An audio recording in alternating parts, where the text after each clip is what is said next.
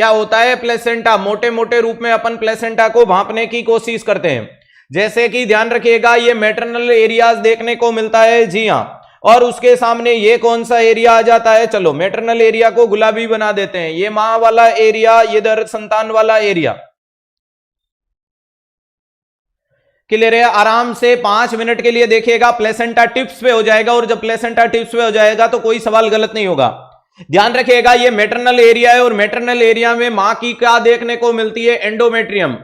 Endometrium देखने को मिलती है, और एंडोमेट्रियम को प्रेगनेंसी में नाम दे दिया जाता है डेसिडुआ।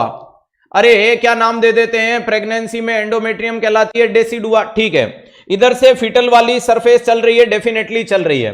अब जो ये मां वाली जो सरफेस होती है, इनमें खून का भरे हुए गुच्छे होते हैं, जिन्हें बोला जाता है कोटिलिडोन्स। खून के भरे हुए गुच्छे देखने को मिलते हैं, जिनको क्या बोला जाता है? कोटिलिडोन्स बोला जाता है। अरे जिन्हें क्या बोला जाता है? कोटिलिडोन्स बोला जाता है। तो ये वाली स्ट्रक्चर क्या कहलाएगी? कोटिलिडोन्स। ये वाली स्ट्रक्चर क्या कहलाएगी? कोटिलिडोन्स, जिनकी संख्या प्लेसेंटा में होती है 15 से 20। ठीक है, अगर बात करते हैं फीटल सरफेस की तरफ से, बच्चे वाली तरफ है, ए से यहां कोरियन से क्या निकलेगी? तो कोरियन से निकलती है विलाई। अरे इधर से क्या निकलेगी? विलाई, और जो विलाई होती है वो सबसे बीच वाली स्टीम विलाई कहलाती है, जिसका नाम है कोरियोनिक फ्रंडूसम। कॉर्नर तक जाते जाते वो छोटी हो जाती है, इसलिए कहलाती है कोरियोनिक लीव। तो बीच में सबसे बड़ी विलाई निकालूंगा, जी हां, ये लीजिएगा एक विलाई। इस विलाई का नाम मैंने क्या लिख दिया? स्टीम विलाई बोल दो, या इसी को क्या बोलोगे? कोरियोनिक फ्रंडूसम। कोरियोनिक फ्रंडूसम बोला जाता है, फ्रंडूसम। ध्यान रखिएगा, इसे कोरियोनिक फ्रंडूसम या स्टीम विलाई बोला जाता है। क्लियर है? इसके बाद में क्या देखने को मिलता है? वेरी वेरी वेरी इंपॉर्टेंट तरीका देखने को मिलता है कि ये विलाई वाली आगे की स्ट्रक्चर, ध्यान रखिएगा, ये विलाई के आगे की स्ट्रक्चर देखने को मिलती है। समझ पा रहे हो?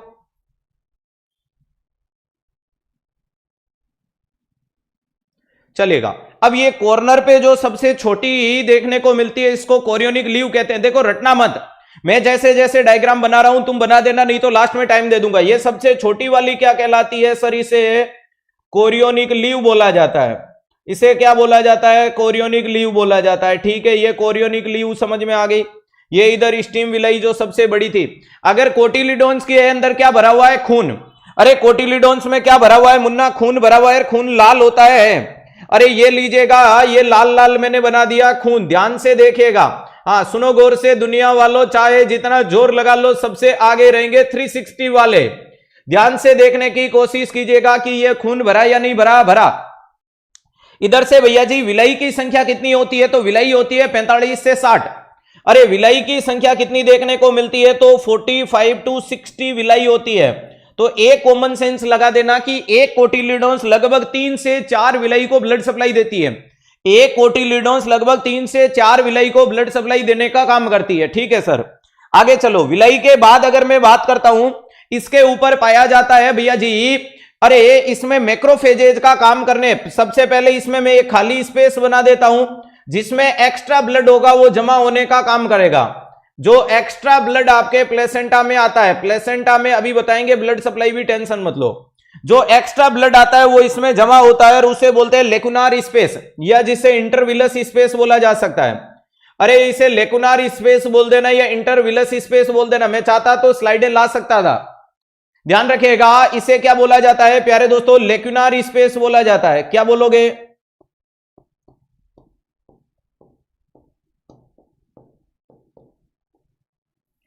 लेकुनार स्पेस होता है, ये लगभग 150 ml एक्स्ट्रा ब्लड को इकट्ठा करने का काम करता है। लेकुनार स्पेस कितने ml ब्लड को एक्स्ट्रा इकट्ठा करता है? 150 ml। यानी कुल मिलाकर के मैं अगर बोलूं कि प्लेसेंटा के पास 500 ml आया, प्लेसेंटा ने बोला पूरा इसको दूं, तो किसी ने बोला कि 150 इसमें रख दे, 350 बच्चे को भेज दे। ये कब? जब इमरजेंसी में कुछ सेकंड कुछ मिनट तक अगर तेरे पास में खून नहीं आए तो भी तू बच्चे को जिंदा रख पाए या अपना काम चला पाए। चलो इसके बाद में भैया जी इसमें एक सेल होती है जो मैक्रोफेजेज का काम करती है, जिसका नाम है हॉपबोर सेल। ध्यान रखिएगा, मैक्रोफेजेज का, यानी कोई अनाप शनाप सी बीमारी नहीं घुस जाए। अरे कोई इसमें नाप शनाप सी बीमारी नहीं घुस जाए कोई, हाँ पार्टिकल नहीं आ जाए, कोई माइक्रो ऑर्गेनिज्म नहीं आ जाए, उसको मारने का काम करने वाली स्ट्रक्चर का नाम होता है हॉफ-बोर सेल।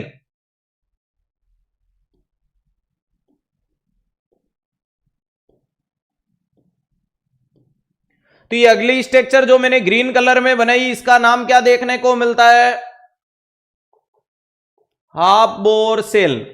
और हाफ बोर सेल का काम क्या होता है? मैक्रोफेजेज का। मैक्रोफेजेज का मतलब कोई भी कोई भी माइक्रो ऑर्गेनिज्म आएगा उसको मारने का काम करती है, फॉरेन बॉडी को खत्म करने का काम करती है। अगला जो ये मैंने येलो लाइन विलाई बनाई है, विलाई के जस्ट ऊपर देखने को मिलती है ट्रेबेकुलाई। ट्रेबेकुलाई क्या करती है? ब्लड को छानने का काम करती है या फिल्टर करने का काम करती है। तो अगला कलर उठाने की कोशिश करते हैं और ट्रेबेकुलाई को छाप देते हैं। चलो यही कलर ठीक रहेगा। इसके ऊपर प्यारे दोस्तों मैं आपके सामने ये देखो डॉटेड स्ट्रक्चर बना रहा हूं। ये जो डॉट डॉट नजर आ रहे हैं ये क्या? एक छलनी है। छलनी का काम होता है किसी भी चीज को छानना। ओ माय गॉड, बवाल हो गया, कोई बात नहीं, ध्यान रखिएगा। ये आपके सामने ये मैं पिंकिश कलर का क्या बना रहा हूं? ट्रेबेकुलाई बना रहा हूं। अरे ये मैं आपके सामने क्या बना रहा हूं? ट्रेबेकुलाई बना रहा हूं। बन रही है नहीं बन रही है? जी हां। अरे ध्यान रखिएगा, ये मैं आपके सामने जो स्ट्रक्चर बना रहा हूं इस स्ट्रक्चर का नाम क्या देखने को मिलता है? जितने भी बच्चे अपनी ईमानदारी के साथ लग रहा है कि चीजें अच्छे से क्रिस्टली क्लियर हो रही है, तो स्वार्थी नहीं बने, सारथी बने। क्योंकि वो कहते हैं ना कि पूरी धरा साथ दे तो और बात है, और तू जरा सा साथ दे तो और बात है। चलने को तो एक पांव पे भी चलती है दुनिया, मगर दूसरा साथ दे तो और बात है। जो ये पिंक कलर के मैंने डॉट डॉट लगाए इनको क्या बोलोगे? ट्रेबेकुलाई। और ट्रेबेकुलाई का काम है फिल्ट्रेशन। तो ये लीजिएगा प्यारे दोस्तों, ये वाली स्ट्रक्चर जो पिंक कलर की है उसका नाम क्या है? ट्रेबेक्यूली। और ट्रेबेकुलाई का काम क्या देखने को मिलता है? फिल्ट्रेशन। ट्रेबेकुलाई का काम क्या है? फिल्ट्रेशन। लेकुनार स्पेस को इंटरविलस स्पेस के नाम से जान दिया। हुआ या नहीं हुआ? हो गया। तो मोटे मोटे रूप में काफी स्ट्रक्चर अपन ने बनाने की कोशिश की। अब आपसे पूछा जाएगा कि अरे ये ध्यान रखिएगा, हाँ ब्रह्मांड लग रहा है, क्या बात है, वैसे भी 360 डिग्री एक ब्रह्मांड ही है। तो ये आपके सामने प्लेसेंटा बन रहा है। अब इसके कॉर्नर पे भैया जी डेसिडुआ को कोरियन में घुसने से रोकने की स्ट्रक्चर का नाम है निटाबुकलेर। अरे डेसिडुआ को कोरियन को और कोरियन को डेसिडुआ में जाने से रोकने के लिए दोनों कॉर्नर में पाई गई एक संरचना का नाम क्या देखने को मिलता है? तो उसे बोला जाता है निटाबुकलेर। अरे उसे क्या बोला जाता है? तो ये वाली स्ट्रक्चर क्या कहलाती है? तो याद रखिएगा निटाबुकलेर।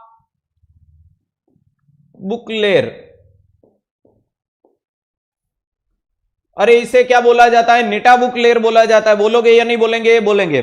तो निटाबुकलेर अपसेंट हो जाएगी तो क्या करेगी? कोरियन डेसिडुआ में घुसेगा या नहीं घुसेगा? घुसेगा। अब प्यारे दोस्तों ये जो स्टीम विलाई होती है, अरे ये जो स्टीम विलाई होती है यहां से बॉडी स्टाल निकलता है और बॉडी स्टाल निकल के आगे जाके क्या कर देता है? ध्यान रखिएगा, बॉडी स्टाल आगे जाकर के क्या बना देती है? अम्लाइकल कोड बना लेती है। तो ध्यान रखिएगा फीटल सरफेस को पहचानने का तरीका क्या है? कि अम्लाइकल कोड। फीटल सरफेस को पहचानने का तरीका क्या देखने को मिलता है? अम्लाइकल कोड, जिसमें पहले होती है 4 वेसल्स। कब तक?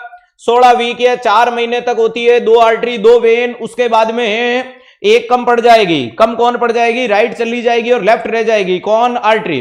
ध्यान रखिएगा, वेरी इंपॉर्टेंट चीज है। ये वाली कंडीशन इसमें देखने को मिलती है। अब एग्जामिनर का फेमस सवाल है कि साइनी पोर्शन पूछे, स्लीपरी पोर्शन पूछे तो आपको जवाब क्या देना है? Foetal surface. अगर आपको ब्लडी पोर्शन पूछे, रफ पोर्शन पूछे तो वो मेटरनल सरफेस होती है। एग्जामिनर के थ्योरेटिकल में फेवरेट सवाल है कि एक फोटो दे दिया और बोला कि एक साइनी सरफेस मौजूद है, तो साइनी चमक, हाँ ये चमक ये दमक, तो ये चमक दमक बच्चे की होती है। माताराम खुरदरी खुरदरी नजर आती है। समझ में आ गया? तो बोलो आज के आनंद की जय। आपके सामने ये मैंने प्लेसेंटा बनाने की कोशिश की है। समझ में आ रहा है कि ये प्लेसेंटा किस प्रकार से क्या देखने को मिलता है? प्रीति बोल रही है दोबारा समझा दो। सुन मेरे दोस्त, पीछे वाला ये सरफेस मां की, ये बच्चे की। मां ने बनाया कोटिलिडोन, संख्या कितनी है? 15 से 20। कोटिलिडोन में क्या भरा हुआ है? खून। खून को खींचेगी कौन? Steam villi. Structural and functional unit of placenta villi कहलाती है। मोटी विलाई कोरियोनिक फ्रंटुसम, साइड वाली छोटी कोरियोनिक लीव। खून छानने के लिए ट्रेबेकुलाई, मैक्रोफेजेज को खाने के लिए हाफ बोर सेल, पड़ोसियों में घुसने से रोकने के लिए निटाबुकलेर, क्लियर है? एक्स्ट्रा ब्लड को इकट्ठा करने के लिए लेकुनार स्पेस, क्लियर है?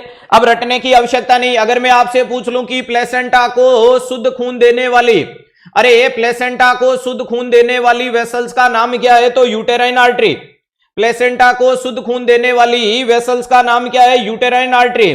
और प्लेसेंटा से अशुद्ध खून ले जाने वाली वेसल्स का नाम क्या देखने को मिलता है? तो यूटेराइन वेन। अरे प्लेसेंटा से अशुद्ध खून ले जाने वाली का नाम क्या होगा? तो यूटेराइन वेन।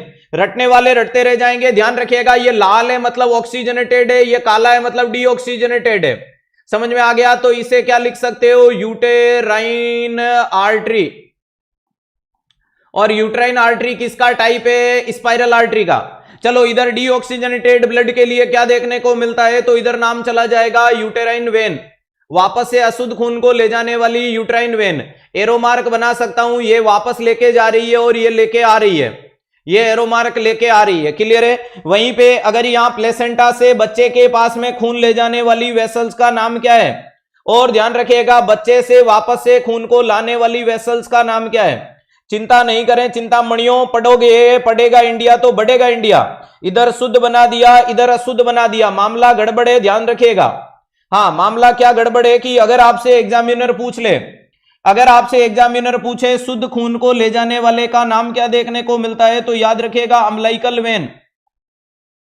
क्या बोलोगे? अम्लाइकल वेन बोला जाएगा। अम्लाइकल वेन कैसा खून ले जाएगी? ऑक्सीजनेटेड ब्लड लेके जाएगी। कहां ले जाएगी? प्लेसेंटा से बच्चे के पास में ले जाएगी।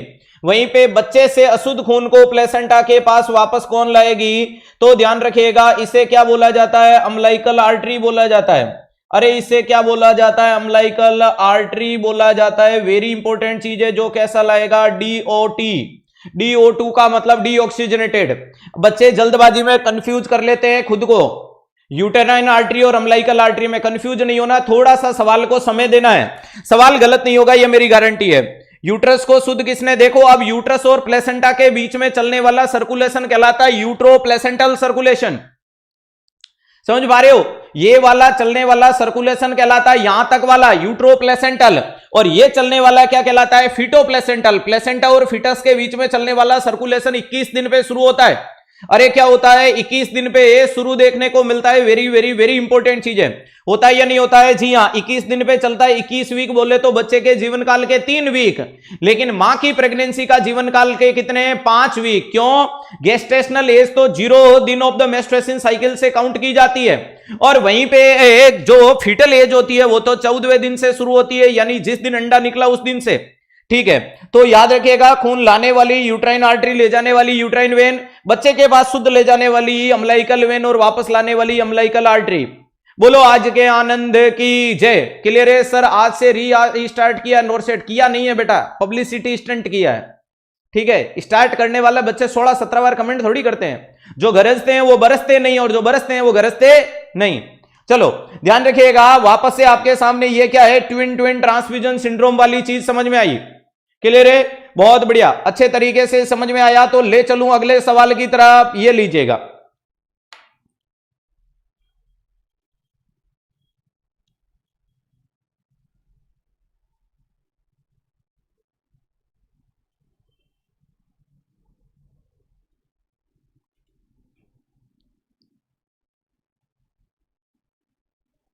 स्क्रीनशॉट लेना है, ये लो।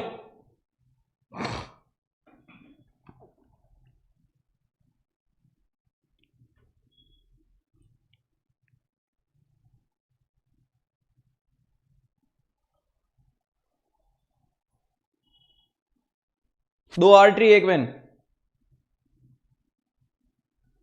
एबनॉर्मलिटी लपेट लूं? जितने भी बच्चे कमेंट करके बताओ, क्या एबनॉर्मलिटी अभी पढ़नी है? सारे बच्चे कमेंट कीजिएगा। लगभग 950 बच्चे हैं और आज बाउंड्री लाइन क्रॉस होनी चाहिए। जल्दी से मुझे एक बार कमेंट करके बता दो कि क्या एबनॉर्मलिटी अभी पढ़नी है आप लोगों को, या नेक्स्ट सेशन में पढ़ लेंगे?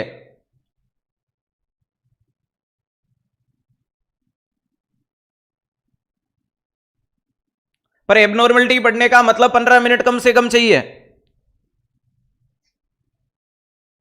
जी पढ़ा दीजिएगा, पढ़ना शुरू करो फिर। चलो पढ़ना शुरू करें बच्चे। प्लेसेंटल एबनॉर्मलिटी के बारे में सवाल पूछ रहे हैं।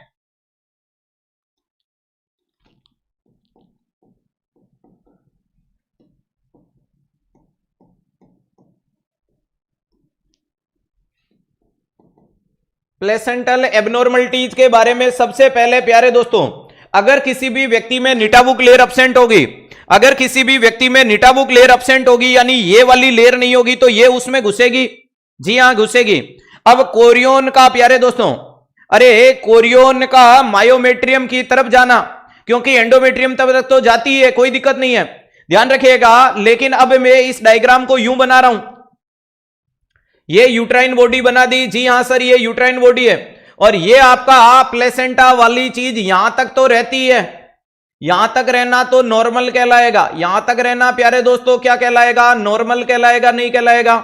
चलो नॉर्मल मैंने गलत जगह पे लिख दिया, थोड़ा ऊपर नीचे कहीं से लिखता तो ठीक रहता। ये लो मैं यहां लिख देता हूं नॉर्मल, यहां तक रहना ये तो नॉर्मल कहलाएगा। जी हां, अब इसके बारे में ये मायोमेट्रियम देखने को मिलती है, ध्यान से देखिएगा, और ये उसके ऊपर पेरीमेट्रियम देखने को मिलती है। अब मैं आपको बोल रहा हूं कि किसी भी व्यक्ति में निटाबुक लेयर एब्सेंट होने के कारण, किसी भी व्यक्ति में निटाबुक लेयर एब्सेंट होने के कारण अगर आपका प्लेसेंटा का कोरियन भैया जी टुवर्ड मायोमेट्रियम यानी मायोमेट्रियम की तरफ जाए या मायोमेट्रियम तक पहुंच जाए, और या तीसरा और लास्ट डायग्राम मायोमेट्रियम को क्रॉस कर जाए, ये तीन परिस्थितियां हो सकती है। जी हां, तो सबसे पहली एबनॉर्मलिटी जो आपको मैं पढ़ा रहा हूं वो किसके कारण पढ़ा रहा हूं? Due to absence of Nitabuch layer, due to absence of Nitabuch layer, Nitabuch layer. अगर किसी भी व्यक्ति के प्लेसेंटा में निटाबुक लेयर एब्सेंट है तो क्या पड़ोसी में घुसने से कोई रोकेगा? नहीं रोकेगा। और नहीं रोकने से यहां तीन कंडीशन डेवलप होती है, उसका नाम है प्लेसेंटा एक्रीटा, ठीक है, दूसरा नाम होता है प्लेसेंटा इनक्रीटा, और तीसरा नाम आता है प्लेसेंटल परक्रीटा। ध्यान रखिएगा, वेरी इंपॉर्टेंट चीज है कि विद्यार्थियों की डिमांड से टॉपिक को लपेटा जा रहा है, यही आपकी अपनी यूनिक 360 डिग्री। प्लेसेंटल एक्रीटा का मतलब आप क्या बोलोगे कि भैया जी प्लेसेंटा टुवर्ड मायोमेट्रियम, तो यहां आप क्या लिख रहे हो? Toward myometrium. किसकी तरफ जा रहा है? गलती से एंडो नहीं बोल देना, मायोमेट्रियम बोलना है। क्यों बोलना है मायोमेट्रियम? क्योंकि एंडो में तो है, मायोमेट्रियम की तरफ जाना, मायोमेट्रियम के अंदर जाना क्या कहलाता है? तो ध्यान रखिएगा, इससे क्या बोलोगे? Into myometrium. और अगला नाम क्या होता है? Cross the myometrium, cross the myometrium. तो ध्यान रखिएगा, तीन एबनॉर्मलिटी मैंने यहां लपेटने की कोशिश की है। ध्यान रखिएगा, तीन एबनॉर्मलिटी मैंने यहां लपेटने की कोशिश की है कि प्लेसेंटा एक्रीटा, इनक्रीटा, परक्रीटा।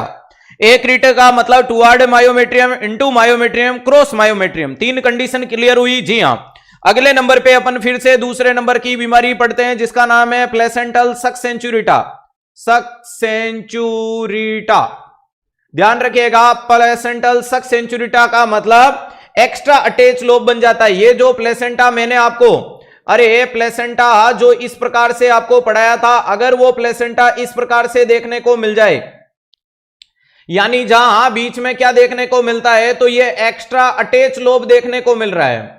यहां इसमें क्या देखने को मिलता है? एक्स्ट्रा अटैच्ड लोब देखने को मिलता है, अटैच्ड लोब। जो प्लेसेंटा आपका डिस्क शेप में था, अरे जो आपका प्लेसेंटा डिस्क शेप में था, होमोकोरियोनिक था, वो प्लेसेंटा में कोई एक्स्ट्रा लोब देखने को मिल गया, आपको एक्स्ट्रा लोब देखने को मिल गया। वाह बेटा, वेल डन, क्या आंकड़ा बढ़ाया, जबरदस्त, धुआंधार, जोरदार, जबरदस्त, जिंदाबाद।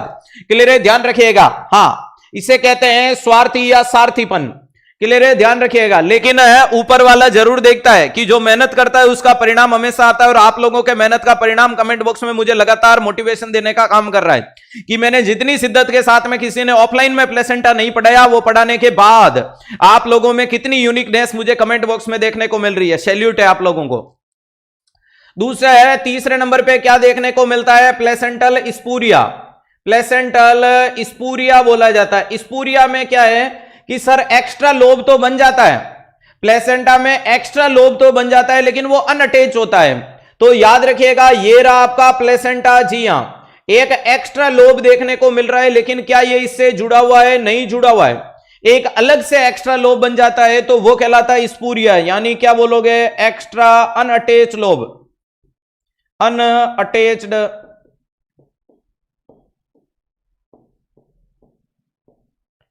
ध्यान रखिएगा, प्लेसेंटल एक्स्ट्रा अनअटैच्ड लोब, बहुत इंपॉर्टेंट चीज देखने को मिलती है। तो ध्यान रखिएगा, सक्स सेंचुरिटा वाली चीज समझ में आई। और दूसरे नंबर पे क्या देखने को मिलती है, ध्यान रखिएगा, ध्यान रखिएगा, ये क्या कहलाता है, प्लेसेंटल सक्स सेंचुरिटा एक्स्ट्रा अटैच्ड लोब, ये एक्स्ट्रा अनअटैच्ड लोब हो गया। यहां के बाद में चौथे नंबर की कंडीशन आती है, बराबर दो लोब बन जाता है, वो कहलाता है प्लेसेंटल बाइलोबाटा। क्या कहलाता है, बाइलोबाटा। बाइलोबाटा का मतलब बराबर दो लोब बन गए, ये एक लोब और ये आपका दूसरा लोब, ऐसा प्लेसेंटा देखने को मिलता है, वो कहलाता है बाइलोबाटा। वो क्या कहलाता है, बाइलोबाटा के नाम से जाना जाता है। बाइलोबाटा की कंडीशन क्या देखने को मिलता है, क्लियर है, ध्यान रखिएगा। हाँ, यहां क्या देखने को मिलता है, टू लोब, यहां आपको क्या देखने को मिलता है, दो लोब देखने को मिल गए, मिले या नहीं मिले, जी हां, ये वाली कंडीशन बाइलोबाटा। इसके बाद में क्या नाम देखने को मिलता है, तो ध्यान रखिएगा, पांचवें नंबर पे और बताओ कौन सी कंडीशन रह गई, placenta extrachorialis. Extra chorialis, placenta extra chorialis वाली कंडीशन देखने को मिलती है, या जिसको बोला जाता है सर्कमविलेंट प्लेसेंटा। सर्कमविलेंट प्लेसेंटा बोलो या प्लेसेंटल एक्स्ट्रा कोरियोलिस बोलो। इसमें क्या हो रही है, कोरियोन एक्स्ट्रा हो गई, और कोरियोन जब एक्स्ट्रा हो गई तो ये रही डेसिडुआ वाली लेयर, और कोरियोन जब एक्स्ट्रा हो गई तो ये नजारा यूं देखने को मिल रहा है। ये वाली कंडीशन क्या कहला रही है, ये अम्लाइकल कोड, ये वाली चीज कहलाती है एक्स्ट्रा कोरियोलिस। कोरियोलिस एक्स्ट्रा हो गई और इसी को सर्कमविलेंट प्लेसेंटा बोला जाता है। सर्कमविलेंट का मतलब चारों तरफ घूमने लगा है या चारों तरफ घेरा बनाने लगा। क्लियर है, तो ध्यान रखिएगा, ए क्रीटा, इन क्रीटा, पर क्रीटा, तीन। उसके बाद सक्स सेंचुरिटा, स्पाय, अरे स्पूरिया, बाइलोबाटा और एक्स्ट्रा कोरियोलिस, यहां तक किसी को कोई दिक्कत नहीं है। चलो, इसके बाद जितनी भी चीजें देखने को मिलती है उन चीजों को अपन बोला जाता है अम्लाइकल कोड की एबनॉर्मलिटी। ध्यान रखिएगा, उसके बाद की जो एबनॉर्मलिटी आती है वो किसकी देखने को मिलती है, अम्लाइकल कोड की देखने को मिलती है। अम्लाइकल कोड की देखने को मिलती है। अम्लाइकल कोड को फ्यूनिस बोला जाता है। अम्लाइकल कोड बॉडी स्टाल्क से बनती है और बच्चा इसके वेसल्स के निर्माण करता है। अम्लाइकल कोड की जो नॉर्मल लेंथ होती है वो 20 से लेकर के 80 सेंटीमीटर, या भैया जी जिसे आप 30 से 100 सेंटीमीटर बोल सकते हो, लेकिन ऑन एंड एवरेज 50 सेंटीमीटर की होती है। ध्यान रखिएगा। अब अगर अपन बात करते हैं अम्लाइकल कोड की क्या क्या एबनॉर्मलिटी देखने को मिलती है, तो ध्यान से देखिएगा कि लेस देन, चलो पहला नाम लिख सकता हूं शॉर्ट कोड, अम्लाइकल कोड छोटी रह गई। दूसरा लिख सकता हूं लॉन्ग कोड, अम्लाइकल कोड लंबी रह गई। इसके बाद में लिख सकता हूं फॉल्स नोड, झूठी गांठ लग गई, फॉल्स नोड। इसके बाद में ट्रू नोड, सच्ची गांठ लग गई। तो प्यारे दोस्तों, शॉर्ट कोड का मतलब umbilical code less than 30 centimetre की हो जाए, लॉन्ग कोड का मतलब 100 सेंटीमीटर से ऊपर हो जाए। इसका मतलब यहां क्या देखने को मिलता है, वाटसन्स जेली। ध्यान रखिएगा, वाटसन जेली के एक्यूमुलेशन के कारण नजर आए, एक्यूमुलेशन के कारण कोई चीज देखने को मिल जाए। और लास्ट में ट्रू नोड का मतलब रियली नोड प्रेजेंट, अरे इसके लिए क्या बोलोगे, रियली नोड देखने को मिल जाए, जो डेंजरियस टाइप है। बात को ढंग से समझने की कोशिश करना है, क्लियर है। ध्यान रखिएगा, वो कहते हैं ना, बात में कुछ बात हो वो बात होनी चाहिए, जीत हो या मात होनी चाहिए। पीठ पीछे बुराई करना तो बहुत आसान होता है, सामने से कह सके औकात होनी चाहिए। तो ध्यान रखिएगा, वेरी इंपॉर्टेंट चीज है कि बेटा पढ़, मोटिवेशन से कुछ नहीं होगा। क्लियर है, ध्यान रखिएगा, नाम में तेरे आदिवासी ज्ञान है तो तेरे अंदर खुद ज्ञान से लबरेज होना चाहिए। मोटिवेशन की 4 लाइनें मैं बोल दूंगा, उससे सिलेक्शन नहीं निकलेगा। मैं तो बोल दूंगा, न किसी हम सफर से न किसी हम नसीब से निकलेगा, अपने पांव का कांटा अपने आप ही से निकलेगा। ए वतन तेरी जमीन पे मुझे एड़ियां रगड़ने दे, क्यों सी इसी बंजर जमीन से पानी निकलेगा। खुद से वादा, मेहनत ज्यादा, मजबूत इरादा, ये 3 चीजें सिलेक्शन ने करके आती है। रोजमर्रा जिंदगी में जा करके सफलता के शिखर पे जाने की, कामयाबी करने, कामयाबी के बारे में सोचने वाले को हमेशा सिलेक्शन मिलता है। हाँ, अरे माजी तेरे कश्ती के तलबगार बहुत हैं, कुछ इस पार तो कुछ उस पार बहुत हैं, जहां खोली है तूने शीशे की दुकान व पत्थर के खरीदार बहुत हैं। अरे ध्यान रखिएगा, द्वंद कहां तक पाला जाए, युद्ध कहां तक टाला जाए, तू भी है राणा का वंशज, फेंक जहां तक भाला जाए, तुम्हारे भाला सफलता के शिखर पे जाना चाहिए। मोटिवेशन लाइनें बोलने से मोटिवेशन नहीं निकलेगी, अभी खामोश है तो जरूर कोई कारण होगा, दूर किसी तूफान ने कोई रूप किया धारण होगा, और मिले अगर कोई तुम्हें शब्दों की तलवार के, शब्दों को तलवार की तरह चलाता हुआ, तो देख लेना वो कोई 360 डिग्री का राफेल स्टूडेंट होगा। अरे ध्यान रखिएगा, जिस दिन तुम्हारी सफलता के शिखर पे जाओगे, अरे अभी अभी अभी शांत रहे, कुछ है अभी शांत रहे, क्योंकि गमों की रात है, धजियां उड़ा देंगे, बस कुछ दिनों की बात है। शाखों से टूट जाए वो पत्ते नहीं, हम आंधियों से कह दो अपनी औकात में रहे। ईश्वर का दिया कभी अल्प नहीं होता, जो बीच में टूट जाए वो संकल्प नहीं होता। हार के अपने लक्ष्य को दूर ही रखना मेरे दोस्तों, क्योंकि जीत का कोई विकल्प नहीं होता। अरे ध्यान रखिएगा, जब टूटने लगे हौसले तो याद कर लेना, बिना मेहनत के हासिल तक तो ताज नहीं मिलता, और अंधेरे में भी ढूंढ लेते हैं जुगनू, किसी मंजिल के रोशनी के मोहताज नहीं मिलते।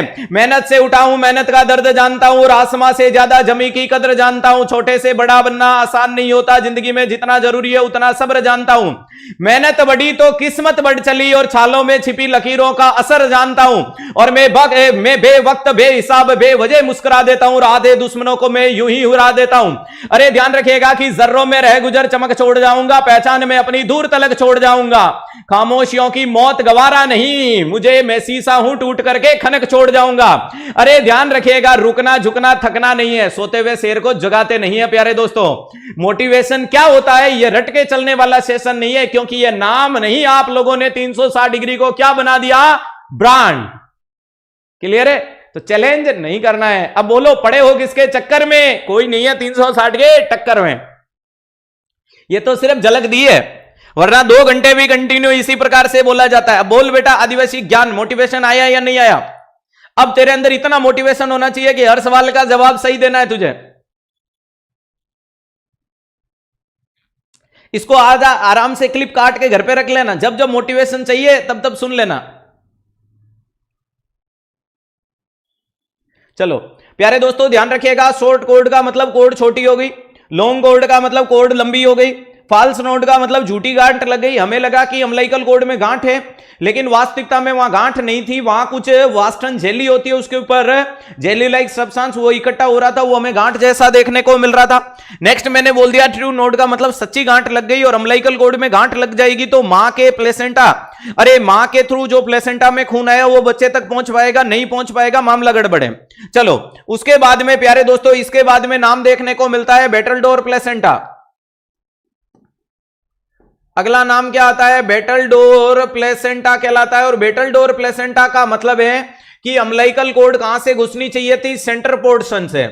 ये मान लीजिएगा एक नॉर्मल प्लेसेंटा है, लेकिन अगर आपके अम्लाइकल कोड किसी भी मार्जिन से घुस रही है, अगर कोई अम्लाइकल कोड है वो कहां से घुस रही है? कोई मार्जिन से एंटर कर रही है, यानी यहां क्या देखने को मिलती है? अम्लाइकल कोड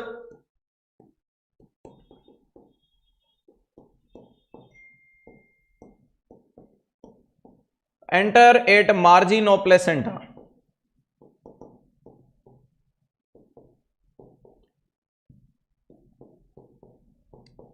अगर कोई भी अम्लाइकल कोड है वो प्लेसेंटा के मार्जिन से घुस रही है, वो कहलाती है बेटलडोर प्लेसेंटा। ध्यान रखिएगा, उसे क्या बोला जाता है? बेटलडोर प्लेसेंटा के नाम से जाना जाता है। क्लियर हो गया? तो बेटलडोर नॉर्मल ऐसे घुसना चाहिए वहां से। वहीं पे एक नाम आता है जिसे बोला जाता है विलामेंटस प्लेसेंटा। नाम क्या है? विलामेंटस। नाम क्या देखने को मिलता है? विलामेंटस प्लेसेंटा बोला जाता है। अब नाम में पता चलता है कि विलामेंटस प्लेसेंटा मतलब ये प्लेसेंटा की दिक्कत है, नहीं। Velamentous placenta is a abnormality of umbilical cord. ध्यान रखिएगा, वेरी इंपॉर्टेंट चीज है। क्या देखने को मिलता है? विलामेंटस प्लेसेंटा एक अम्लाइकल कोड की दिक्कत है।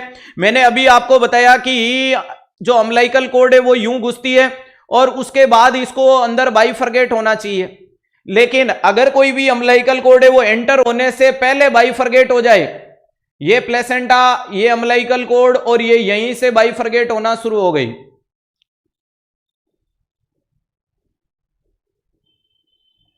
ये यहीं से बाइफरगेट हो गई, तो इसे बोल सकते हैं bifurcation before entry into the placenta.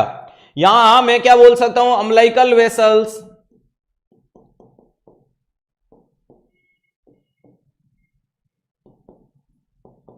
Bifurcation